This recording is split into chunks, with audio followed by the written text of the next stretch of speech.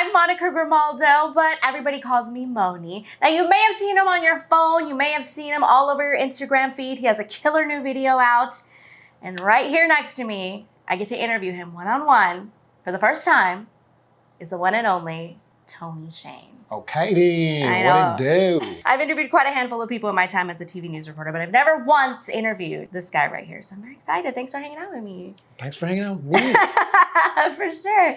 Okay, so let's talk about Wake Up. It's the brand new song, brand new single, and you just dropped a killer video for it. It was something that was really dope to me because I've directed a lot of music videos in my career, a lot of things in general, but like this is my first time being in front of the camera, and so it was like a big jump for me to do that. I gotta shout out my partner in crime, Angel. She executed my vision flawlessly. Shout out to the rest of the team. Aaron, he did an amazing, crazy job with the lights.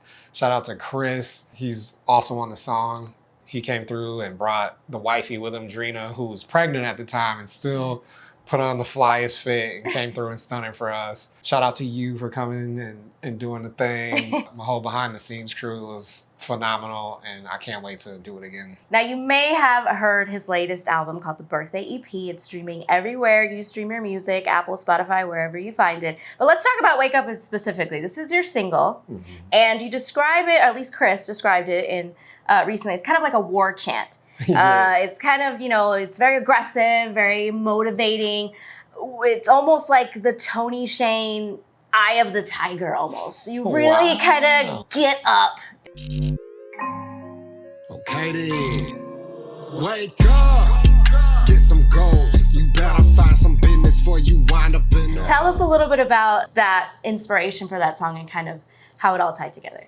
Well, Chris actually, he's super plugged, so he sent out the word on Instagram that he was looking for producers, and this guy named Nixon on the Track sent us that beat. It has this like alarm clock sound effect in it, and so when I heard that, I was just like, dude, I gotta do something about like, get off your ass, because it's an alarm clock, so it's gotta be like, wake up. In the moment, especially at that time, because we wrote this last year, so at that time we were doing a lot, and I just felt like everybody around me was on grind mode, and so it just all kind of culminated into that wake up thing and just being like, go get it, And there's something about a go get it type song that really, it sticks with you, because in any aspect of your life, whatever you're doing, you're going to work, you're being a mom, however what you're doing, get up, wake up, do it, find it, get going is always kind of like a universal message. Oh yeah. But it's also catchy. I mean, this is a catchy song. Man, honestly, I hadn't performed live in like over a decade. And so the first time that I got to do it live and like really yell that into a mic and have the people like yelling it back to me was the Wake up, get some goals. You better find some business before you wind up in a hole. I can't wait to do that again, and I do feel like more people need to hear it, and I can't wait to get more people to hear it and just make it that summer anthem that we need, because it's grind time, baby. Right. Now let's go back to the EP. You said this was created a year ago, and on your birthday. And, birthdays for a lot of people can be very different for everyone. It can be celebratory, it can be, not so good, it could be depressing, it could be super exciting. But it's almost like a new year, new you, kind of. Yeah. Take us back to the birthday and kind of going into the studio. How did this kind of all come together? And tell us about kind of like that studio kind of session there. Well, Angel is one of those people that always tries to get the ultimate gift for people that she loves, and that's her thing. She's like a gift giver. At the time, I had been on Bars app, which is an app like that you rap on, and I've been doing it every day, like just putting out verses every day. And so she saw that I was just reigniting that fire to do it, and I was making a lot of connections online doing it, and she was just like, dude, he probably would love getting like a real studio session. So she surprised me sort of with it and was like, yo, I got you a studio session. It's 12 hours. It was from 8 p.m. at night to 8 a.m. the next morning. And a friend of ours, Brian, used some connects that he had in music and like helped us put it together. And I just went in there at 8 o'clock at night, that night into my birthday. Like we just banged out these songs. So you brought in your birthday in the studio. Yeah. Did you go in there with a few concepts in mind, or was it just like, let's just get these creative juices going? The Wake Up beat I had before, and I had wrote the hook to it. And so when I got in there, I told Corona, he was the engineer, I told him like, yo, I have a hook to this already, so I can record that right now. And he was like, all right, cool. So I recorded that, and then I just kind of like got to writing. And then Chris ended up getting there a little bit later, and I told him what I had. And then I was like, I think you should come in right here, because I've always had this dream to kind of rap like Redman and Method Man with somebody, where you just like go back and forth. Right. So I was like, I wrote this many bars, and like, I want you to come in after that. And he was like, bet.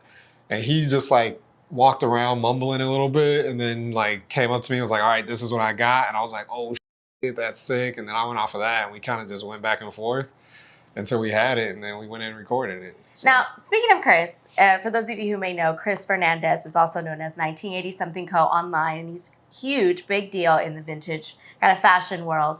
But you hear him really spitting in this EP, and I don't think people, maybe they do, maybe they don't, but I sure didn't. I ain't talking scratch the surface, I'ma cause a mass disturbance off the dome just like a turban. Come a long way from curb serving all these. How did you guys kind of first initially like look at each other like, you rap, I rap? Yeah. Do you want to rap with me? How did that kind of come about? It was crazy because before I got on Bars app, I had just started recording like videos on Instagram, and his wife Drina was actually like, you know, Chris raps, he's really good. And I was just like, whatever, like you were just being a supportive wife, like that's your job. Sure, he raps, everybody raps. So I didn't really like take it that seriously at first. And then he was actually the person that told me about Bars app. He's like, yo, you know this app Bars app? And I was like, yeah, I kind of heard about it. He's like, dog, you should try it. Like, it's kind of dope. So I started doing it because he put me on it. And then I was using it more than he was using it at first. And then we were doing some traveling together. They had this way where you could do stuff together. It was like a cipher. So I was like, let's do something together. And we did a couple of videos together, like in the car driving. And people were like, yo, this is so cool. And I was really like, homie, you really got it. You know?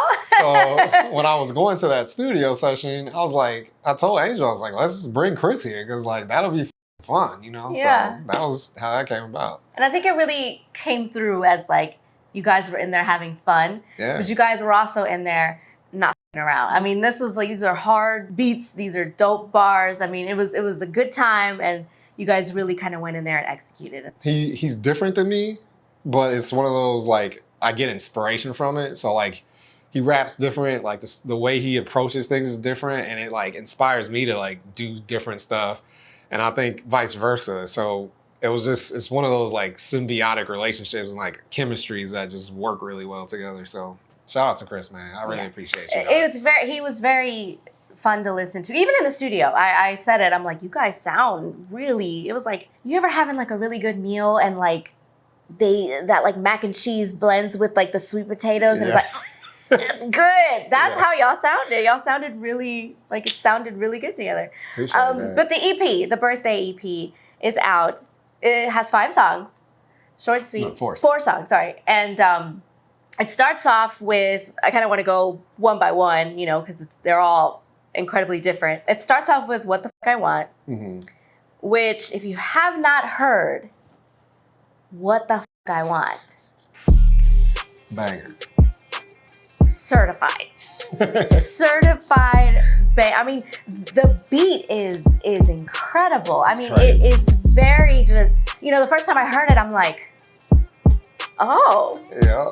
Tony Jane wants to fuck around. No, I mean, it's super, super fun. Yeah. But it's something about the confidence that you kind of really hear in this song. I mean, you're talking and you hear it and it shows.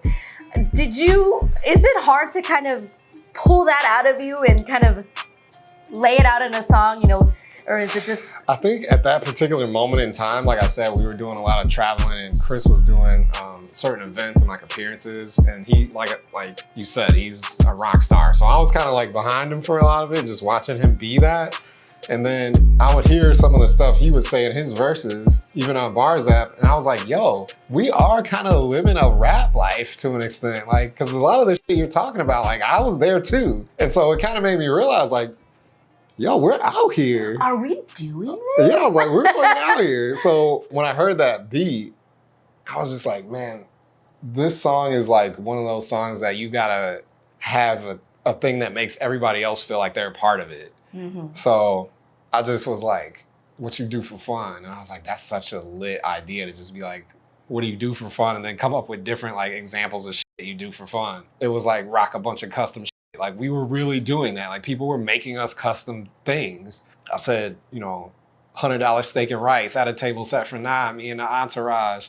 Like we really did that in Vegas. Like 9 of us were at a place and we were eating $100 steak and rice. Like, so it was just cool to like talk about these things that we were really experiencing, but do it in a way where like you or whoever is listening could feel like they were doing it too. Right. Because I think that's always kind of a conflict with like rappers. Sometimes you hear them say stuff and I'm like, was he really doing that? Or, you know, it's not like, well, you really rapping what you say, but you hear it in the song and you hear the confidence in the song. My favorite line is, what you do for fun, find brand new ways to stunt. Yeah. And I'm like, how you find a new way? I think I told you about this is, you know, I feel like people in life generally have kind of like their go-to weapon of choice when it comes to stunting. Right. So like mine is my hair. Like if my hair looks on point, Which it does right now. thank you. Yeah. I'm gonna stunt on you. Yeah. Like that's my go-to weapon of like stunting. You know, Yeah. you're gonna feel the impact of the stunt. But you're like, shoot, I'm gonna find Yeah. new ways to stunt. I mean, it's just, who says that? Who says that? And I think that's also just a commentary on the type of life that I choose to live is like, I constantly want to do new things, experience new things. And it just was like that particular moment in time in our life, like we were doing a lot of cool and like experiencing new things. And it was just like, damn, I never have had, you know, this brand before. I've never been in a Louis Vuitton store before or whatever. Like Chris bought some like Balenciaga Birkenstocks. You know what I'm saying? Right. It was just like we were doing like wild shit that like we never did before. And it made me realize like it's easy when you're living it to like come up with cool shit to say. Cause it's like, I'm really experiencing these things. And it makes you a little more authentic, I feel. It really, because you're living what you're out here spitting kind of thing. So Okay. that makes you very, very unique. Second song on the album, ooh, correct me if I'm wrong. I want to say, was it Wake Up or is it Since the Beginning? Since the Beginning. You tone it down a little bit. Since the Beginning is you kind of lift the curtain a little bit into your life and Chris's life. Chris is also featured on this song. You had someone call this beautiful. Yeah. Tell us about the inspiration with that song, and you know, was it a little nerve-wracking kind of pulling that little curtain back? And It's crazy because I think me and Chris have 2 different like styles of beats that we like to choose. And I like stuff that like smacks really hard, kind of like the what the fuck I want type of beat. Chris tends to go for like mellower things that are like more vibey. Mhm. And it was interesting doing this project because we both picked beats. So like that beat he picked. And so I took it as like a challenge because I'm like, man, this isn't like really my style per se, but I'm gonna take it as a challenge to see what I could do with it. And so when we were in the studio, he was like, all right, this is kind of my idea. And he started going, I've been saying since the beginning. I've been saying since the beginning. And then I was like, so what's it about? And he was like, you know, when you start winning, but nobody believed you in the beginning, but now you're winning and people see it, and you just want to be like, bruh, I've been told you, like I was gonna be here. Right. And now you see it. And so he kind of had that beginning part. And then initially he was like, this could be the hook. And I was like, I hear a melody though. So then I was like, what if we start with that and we go into this melody? And I was like, and I heard the melody first and then I just plugged the words in. So it was like, it's been too long and I've been working too hard. I really got no option but to win. My grip too strong for me to ever fall off. I ain't gonna ever drown if you go down because I know how to swim. And everybody was like, yo, that's fire. So we just kind of went with that. And then I was like, the only place you can go from there is to tell that story of what you're talking about and like where you started to where you are now. So I took that opportunity to kind of talk about where I came from, like my childhood traumas and stuff that happened to me up to like the point where I met Chris, and let him kind of like take the baton. So it really worked out well. And like, honestly, hearing a lot of other artists in particular's reaction to that song is really cool because they really like respect it a lot. You sang that live and you performed that live. I was sitting next to a guy and he didn't know I was as close to him as he thought I was. But when it ended that song, he kind of looked at himself and he's like, man, that's tight. And I'm like, people really, they like hearing kind of the real and exactly. So that's since the beginning. And then you kind of cap it off with kind of just like, I don't know, that feeling when you come back home from the club and you're like, we done. We still want to keep going, but the club is closed. Happy Birthday to Me, I believe is the name of the song. Yeah. Tell us about that. I think, were you like tapped out at this moment? It wasn't so much that, weirdly I wasn't, but that song came at 7:30 in the morning. That's what I said in the verse. We had just finished the last song, kind of like wrapping it up, whatever. I thought, all right, I guess we just leave. But that's me not knowing studio etiquette, apparently. It's like in the studio, you use every minute you pay for. Right. So Corona, the engineer, was like, you got 30 minutes. Like, what do you want to do? And I was like, I don't know. I don't have any more beats left. And he was like, oh shit, I got beats. I was like, you gonna give me a beat right now? He's like, hell yeah. He takes his laptop out. He's like, plays me some stuff, and he played me that one. And I was like, I like this. I was like, it's hard and it's different. It's like, I don't usually do this kind of shit. He was like, if you can write something, like we can record it real quick. We got 30 minutes. So I literally like just wrote what I wrote in like 10 minutes. And then I went in there and recorded it. We layered it up and stuff. And then he like mixed it. I just kind of did a little outro speech about what just happened. And literally that song was like written, recorded, mixed, everything in 30 minutes. And like at 8 o'clock, a guy came in and was like, hey, your time's up. I think it's a funny song. It's kind of like silly. And it does give that like, we turned up at the club. But we still want to keep going. Yeah. And it was like, I felt like that. I was like high on life at that moment. And I literally say in the song, like I didn't drink a sip of alcohol. I didn't smoke nothing. I was like, totally sober that whole 12 hours, but by the end of that, I was just like so adrenaline rush that like that was what came out of it, you know.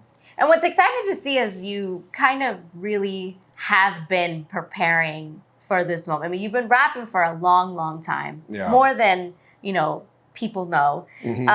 Most recently, you really kind of popped into the Bars Kept community, which Bars Kept, for those of you who may not know, is an online community. It's super simple. They provide a beat every week. You rap on it. They pick who the best one is. Did you go into it thinking like, I'm going to kind of make a name for myself? Or was it just like, I just want to rap? Honestly, it was like a combination of things. I felt like at the time, the Bars app was kind of like, it had a lot of glitches and stuff that was happening to it.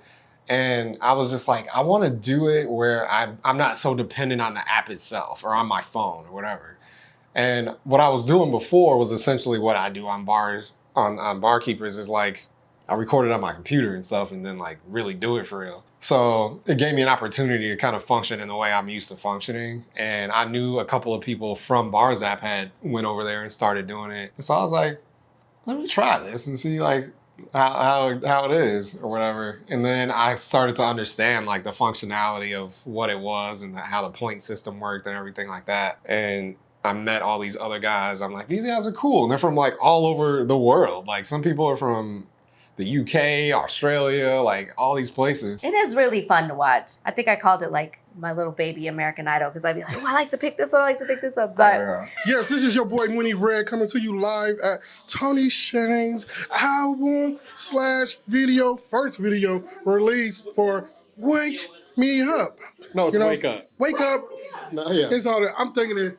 Mars Era and High Sunday song by accident. It's whack. Y'all don't want to know about that anyway. It's all about Wake Up. I found Barkeepers and I met all these cool people, and now like I got all these West Coast homies that I didn't know before that rap too. And they're super fun. They're super nice. They're very talented artists as well. And they're giving me the opportunity to perform live and like do shows and stuff. And it's like just warming my heart. You know what I mean? Like, because I love that and I miss that. And it's so cool that they've had my back and like support me and like put me on. So like, shout out to Sunday, Moni, Mars. Like, I appreciate y'all, man. Seriously. Now, in the Bars Kept, you did kind of something a little against the grain in very true Tony Shane fashion. You started introducing these kind of characters where you really kind of let us into kind of a different side of you. There was the wolf, the Menace, Tony Shane, and the Reaper. If you haven't seen them, I mean, this is a very interesting, really dope kind of stuff to watch. Is that something that you had kind of always thought of in mind, or was it just, some, like a new creative process that you wanted to kind of dive into? I don't know. That's a good question, actually. I think I started off as like, in screenwriting and stuff, filmmaking. I have a degree in like from film school. So like that's always been what I like to do. The Wolf was always like an alias that I had, even outside of rap. It was just as a problem solver. It comes from Pulp Fiction. Mm-hmm. He was like, I'm the wolf, I solve problems. And that's my favorite movie. I'm a huge Tarantino fan, as you can see. I used to just use that when I was doing video and stuff, because I was the run and gun guy that they would just send into situations and be like, make a video out of this, and I would just handle it. The Menace was just like a kind of a rap alias that I created, because it was just like, this motherfucker's a problem. He's chaos. He's fucking wild. He is, I would have to say he's my favorite. I feel like the Menace and I would hang out and we may end up doing like crime together, but like good crime. Like Good like crime that saves with good Crime intention. for good. Yeah. Like we would some like vigilante. Yeah. I feel like we would do something like that. But I think he's my favorite. Like after a while, I was like, okay, what can I do that's just different? And I thought it would be cool to actually give these aliases real characters, and like, what would they look like? What would they sound like? What would they rap like? I kind of did that, and then I started making them like interact with each other, and then I just kind of realized they became something else, where they became like parts of my personality, like security blankets, like the masks that you wear to feel safe. So it was like, once I did that, it had them kind of like face each other, and I was facing off with them. I created like this other villain who was like the real villain, the real bad guy. Like the Reaper is just darkness, like depression, self-doubt, like all those things. It was like I had to team up with these things that I saw as pests before to defeat that. I had another character involved in that I called the Kid, and the Kid was like the inner child I created these other guys to protect. And by the end of it, like, you come to realize I'm all of them, and like they're all me. So it's like one and the same. It's an idea that I thought would be cool to toy with. I might revisit it. Who knows? People seem to be a fan of it. I mean, when they see you do something, they're like, oh, that's the wolf, or that's so-and-so. Yeah. But it made me think of this game. So we're going to play a little bit of a game. It's not Okay. so much of a game. It's more so just to kind of get to know you a little better. Yeah. But I'm going to read you some lyrics, some of your own lyrics, Mm-hmm. and you have to tell me who inspired it. Okay. Was it the Reaper? Was it the Wolf? Was it the Menace? Was it Tony Shane? Okay. You have to tell me. Couldn't keep a job, I make 'em now. Find the guy in charge and take him out. Crown me king or I burn it down. I'm a fire breather. Better watch my mouth. That was the Menace, because that verse came out of like frustration. It was my third verse on Barkeepers, I believe. And I had lost the first two. I just didn't get like, I didn't place or whatever. And I was like, I want first place. And like, I ended my verse with that. But one of the things I said before that is like, now I'm releasing the Menace and kicking indoors. But it was like, y'all pissed me off. So it was like, now I'm about to snap and went crazy. So it was like, that's definitely. He's so unpredictable. I think that's why I like him. I like that. You don't know what he's gonna do. Okay. Hopefully I didn't mess this one up, because you wrapped this kind of fast. You went twist on me, but I'm a rebel. I already said it. You got to do better than death. If you was intending to get me to let up, because the accelerator pedal is all I got left. Man, I forgot. Like some of those old ones, like they really slap. I would say that one is probably, that's kind of a Wolf line, because the Wolf is very like straightforward and like mission driven. Yeah. It's just there to get the job done. So for me, that's where I feel like that verse kind of like lives, is like, oh, you're trying to stop me. All I got is these weapons, and you finna get it, because you gave me no other options. Right. So definitely. I'm raw energy. The flow is cryogenically stored inside my memory. That's how you know it's cold. I would say that one is me. It's Tony Shane. That was a Tony Shane line, because that's from What the Fuck I Want. That was from me just like living life, feeling dope, and being like, I am raw energy. Some of these lines are stuff that I want to say on stage. That's what I feel like when I'm up there. That last show I did, anybody there will tell you, I was climbing on shit. I almost broke some shit. Almost broke my own legs, but when I'm there, I want to be on everything. I want to climb the walls. I want to be in the crowd. I want to be like everywhere in the room, make you feel like the energy. And the last one is, does Tarzan in the woods? This is the shit. This is like crack. Like your birthday present? Yeah. I was just wondering. Where does Tarzan In the jungle. in the goddamn jungle, not in the woods? That one, that line is definitely just me. It's kind of an inside joke. Not an inside joke, but it's just a joke that I have with Angel. She'll ask me like, do I want something? Like, I love cookies. I'm a crackhead for cookies. We'll go to a restaurant or something and they'll be like, oh, she'll be like, what do you have for dessert? And they'll say, we got ice cream cookies. And she'll be like, do you want an ice cream cookie? And I'll be like, this Tarzan shit in the woods. And I used to say that so much that one day she was like, Tarzan doesn't live in the woods. And I was like, what? She was like, he lives in the jungle. And I was like, oh. So then when I would say this Tarzan shit in the woods, she would be like, no. It's in the jungle. I was like, you know what? I'm putting that in the song. I'm putting that in the song. And I figured out a way to do it. And it was more just like, you know, a nod to my dog. Yeah. Looking back, I mean, going all the way back from, you know, your early rap days, the quarantine bars, the bars kept, now you have a whole EP out. It's super dope. I have my little wake up coffee mug here. The other side says, wake yo ass up. So this is a direct threat to me. You really did that. Are you proud of it? And tell us kind of what you want for the future. I'm definitely super proud of it. We literally sat on it for a year because we were so busy trying to like make sure we rolled it out in the most like spectacular way possible. And we've definitely been doing everything in our power to just like make people realize what a big deal it is to us. It's a culmination of everything I've learned how to do over the years, be it marketing, be it video production, be it audio production, be it studying like lyricism even, all the way back to storytelling, screenwriting, all that stuff. Like I'm putting everything I know how to do into it. And even like fashion, like knowing how to dress cool and unique and stuff, like all of that combining into this like Super Saiyan thing. This EP was just like the first way for me to show it to myself that I could do it. And so now I'm starting to learn like the business side of it and all those type of things too. And this is just kind of like my test run to be like, how does this really work? So far, it's been great. It's been super motivating. And like, I cannot wait to do more. I mean, we really can't wait to hear more. I mean, everybody's asking about it and they're checking for you. Thank you. Everybody's checking for you. But if you Especially haven't... y'all checking for me. Exactly. Like, yeah. If you haven't streamed it, stream it now. Available wherever you stream the Birthday EP. Go follow that shit. Go subscribe to it. Find me on Spotify and the Apple Music. Subscribe on YouTube. Follow me everywhere you can find me. That's what I need right now. We're nothing without your support, man. And there you have it. Okay then.